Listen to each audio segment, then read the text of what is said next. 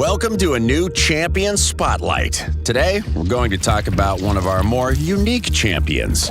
Let's give it up for our stony-eyed sorceress, Mithrala Lifebane. First things first, you should know that Mithrala can only be summoned from champion fragments, and those fragments only come from Hydra clan boss battles. No summons or champion fusion. Trust me, Mithrala is worth the effort. She has a lot of general utility along with a few extremely rare, even unique debuffs. Oh, and her void affinity means those debuffs will be equally effective no matter what enemies she faces. Let's take a closer look. Mithrala's default skill, Libation of Pain, attacks 2 times at random and has a high chance of placing a 5% poison debuff for 2 turns on each hit. It doesn't hit hard, but 2 poison debuffs on a basic attack is a great thing to have when you're fighting bosses. Mithrala's second skill, Sigil of Toxic Glory, is where her real strength begins to show. This skill gives her entire team 60% increased defense and 50% increased attack, then hits the enemy team with an AoE attack which places a Hex debuff. While that attack might not seem like much on its own, the buffs she puts out are a huge help to her and her team. And the Hex debuff not only works into her passive, but is also a pretty rare debuff and helps out in quite a few places, not to mention the Hydra itself. Brimming Silix, which is Mithrala's third skill, is also pretty straightforward but no less awesome for it. She cleanses all debuffs from her team, then places a 25% strength and buff on them and a shield equal to 30% of her max HP. That's about all there is to say about this skill other than it's great. Not only does Mithrala do away with negative effects, but she also gives your champions a bit of protection. This kind of kit is awesome basically everywhere. But even after all that fantastic utility, we're only just now reaching the very best part. Mithrala's passive skill, Gaze of Stone, is her signature feature, and it is fantastic. First, whenever an enemy under a Hex debuff tries to attack her, there's a 50% chance that enemy gets petrified.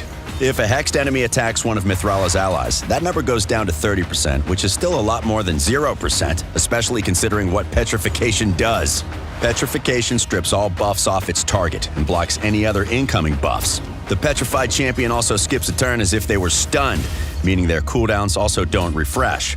Lastly, Petrified champions also takes 60% less damage from everything except bombs. Bombs, meanwhile, deal 4 times their normal damage, opening up some insane combos. A killer debuff, no mistake, and Mithrala is currently the only champion that can use it. And yet, we're not done with this amazing passive. Gaze of Stone doesn't just let Mithrala petrify people. It also increases her resistance stat by an amount equal to her accuracy. I probably don't need to explain how much easier that makes your life when choosing her artifact setup. To recap, Mithrala is one of those Swiss Army knife champions. She has a tool for almost any situation. Do you want poison in a boss battle? She can do that. Need someone to clear a slew of nasty debuffs from your team? She's got your back and will even shield her buddies on top of that. Want someone with good crowd control? Mithrala just keeps on giving. Of course, being able to petrify enemies is the real linchpin of her kit, so keep those hexes up and have a bombardier standing by to take advantage. Mithrala will be a great addition to your arena teams. She'll be invaluable in Hydra battles too, or any boss fight for that matter. Though bosses themselves are immune to petrification, their minions aren't. In Faction Wars and the Doom Tower though, she'll absolutely shine, letting her take full advantage of her entire kit. When it comes to her artifact setup, you only have one priority: accuracy. You really need those debuffs to land, so don't get distracted. Max that stat out. Other than that, you don't really need any specific sets to make her shine, as long as you pay attention to the overall stats. You want her to survive for as long as possible, so increasing her HP is a solid option. That will make the shield Mithrala places on her team better as well. You can also give her a regeneration set if your team lacks healing. Naturally, don't forget about speed, but that's one piece of advice that applies to almost all champions. Using shiny new protection artifacts that drop from Hydra reward chests would be a great idea. With how many buffs Mithrala can cast, a chance to protect them from removal and theft would be really useful. But other than that, just go wild and test different builds.